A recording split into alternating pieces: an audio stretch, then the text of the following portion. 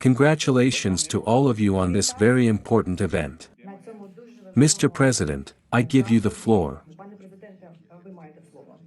Mr. Speaker, Madam Prime Minister, members of the government and the Folketing, Danish people, 40 rockets. Every day, Russian troops use so many different, but equally deadly missiles against our state, against Ukraine. This is the average level, per day, 40 missiles. More than 1,370 missiles have been used in just over a month of Russia's full-scale invasion of our land. This morning the Russian missiles struck on one of our southern cities, Nikolaev. City of ships. Absolutely peaceful city, which dreamed of only one thing, to regain the glory of the center of shipbuilding on the Black Sea. As a result of this blow, the building of regional administration is destroyed. It is known that 7 people were killed and 22 were injured. Disassembly of the debris continues. Nikolaevshkina didn't have any militant dreams. They posed no threat to Russia. But they, like everyone else, believe me, Ukrainians, have become a target for Russian troops. For missiles, bombs, jet artillery, mortars. The total number of means of destruction that Russian troops have already used against our people on our land is simply impossible to count. But we can say that the intensity and brutality of hostilities against us have reached a level even higher than it was during the Second World War. The most devastating war for Europe. A month of hostilities, and we no longer have one city, not 2, but a whole list of cities that were completely destroyed by Russian bombing. In dozens of cities, towns and small villages, residential areas were partially burned, infrastructure was destroyed, and enterprises where people worked were blown up. Living, ordinary people. 773 objects were destroyed by educational institutions, universities, schools, kindergartens alone. Imagine. And dozens of hospitals, churches, even memorials to Holocaust victims have become targets.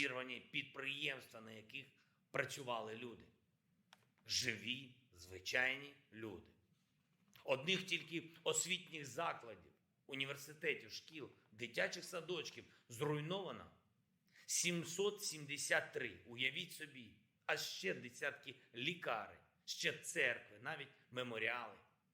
Жертвам Голокосту стали мішенями. The goal of Russian troops in this war is to completely destroy any basis for the normal life of the Ukrainian people.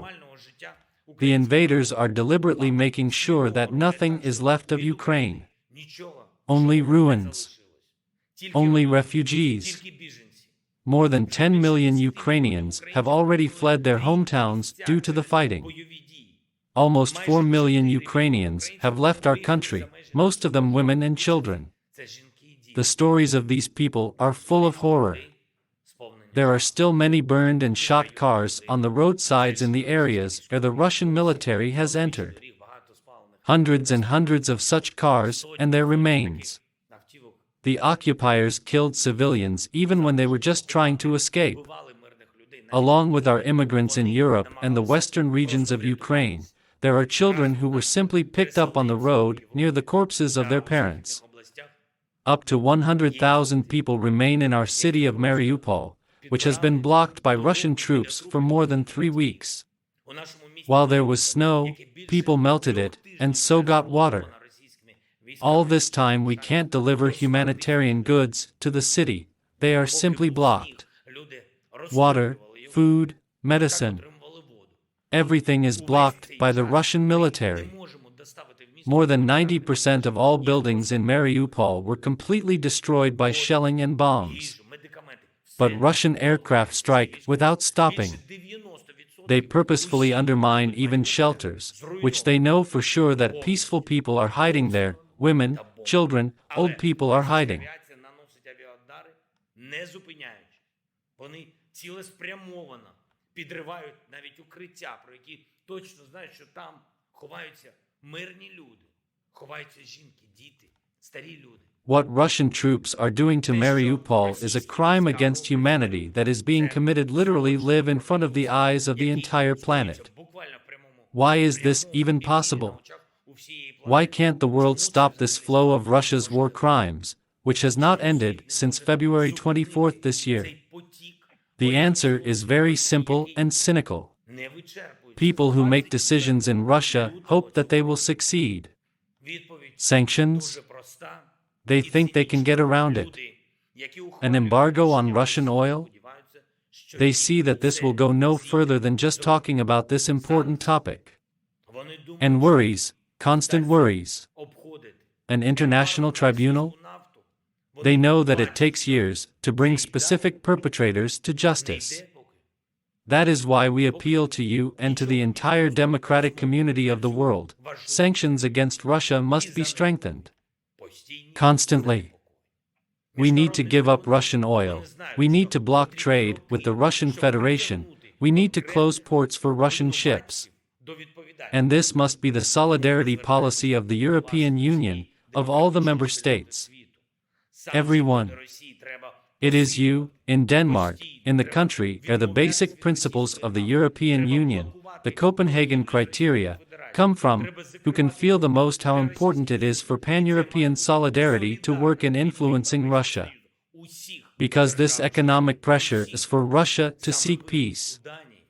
This is a forced action in order to provide the necessary protection for all the basic values on which life in Europe is built and which are now completely trampled by Russia in Ukraine. What can be said about the protection of human rights or freedom on the European continent, if there is no such crime against people and humanity in general, which would not be committed by the invaders? They deport our people to Russia by force, rape women, underage girls, and engage in looting.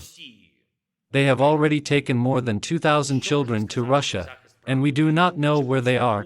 We do not even have a complete list of these children. Do they have families? How will they then find their relatives and friends? Вони депортують наших людей на територію Росії силою, гвалтують жінок, неповнолітніх дівчат, займаються мародерством. Вони вивезли в Росію вже більше 2000 дітей, і ми не знаємо, де вони. Ми не маємо навіть повного переліку цих дітей, чи є у них родини. Як вони потім знайдуть своїх рідних, близьких людей? It would be simply impossible for a normal person to imagine the level of evil that was brought to our land. And that is why I call on you at the level of the European Union to raise the issue of solidarity in the defense of freedom, in the defense of humanity. There can be no branches of Russia in Europe that split the European Union from within, who are trying to help Russia make as much money as possible even now. Everyone knows perfectly well who in the European Union opposes humanity and common sense, who does nothing at all to help establish peace in Ukraine. This must stop, and Europe must stop listening to any excuses from official Budapest. I am grateful to Denmark for its principledness. Thank you to everyone. I am grateful to your people who help Ukraine and help Ukrainians. Your companies that have decided to leave the Russian market. Maersk, Yusk, Lego, Vestas, DESV, Arla Foods, Carlsberg and many other companies that have made this important decision. But I ask you not to stop, to be leaders in Europe in promoting the solutions we all really need.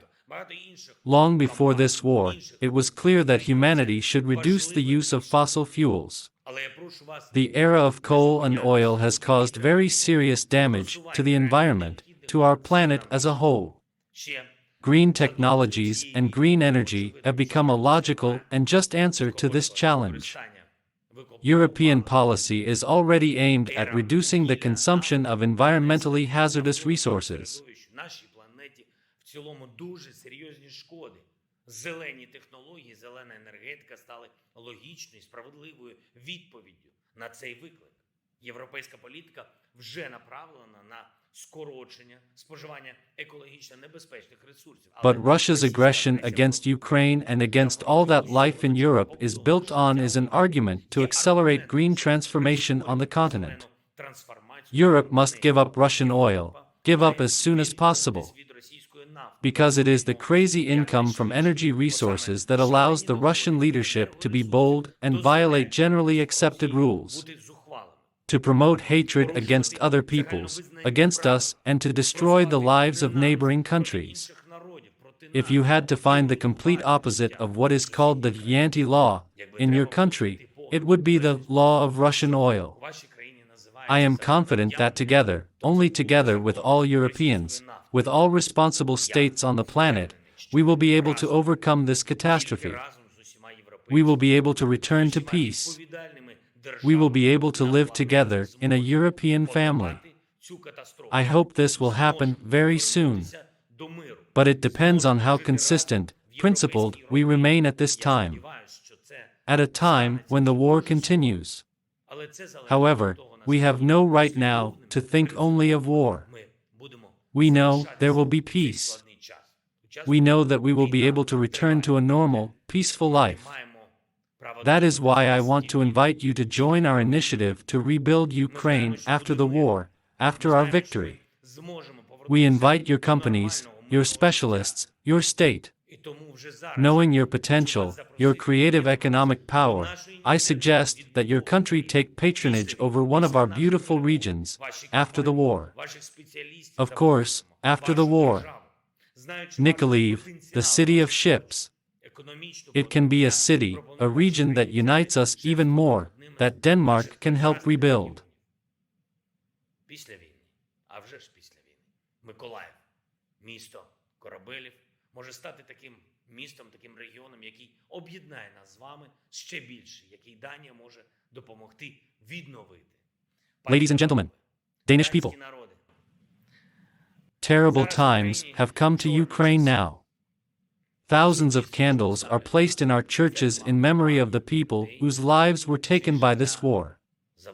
I know that for you the warm light of candles is a synonym of home comfort, ordinary good human life. Life, which today in Ukraine has become an impossible dream for many people. The Russian invasion continues. But I believe, I know, that we can return to peace. And I ask you to light a candle at home tonight in memory of all Ukrainians whose lives were taken by Russian aggression. Eternal memory to all who gave their lives for our freedom, world freedom. Glory to Ukraine. Чиє життя забрала російська агресія. Вічна пам'ять усім, хто віддав своє життя за нашу свободу, світову свободу. Слава Україні!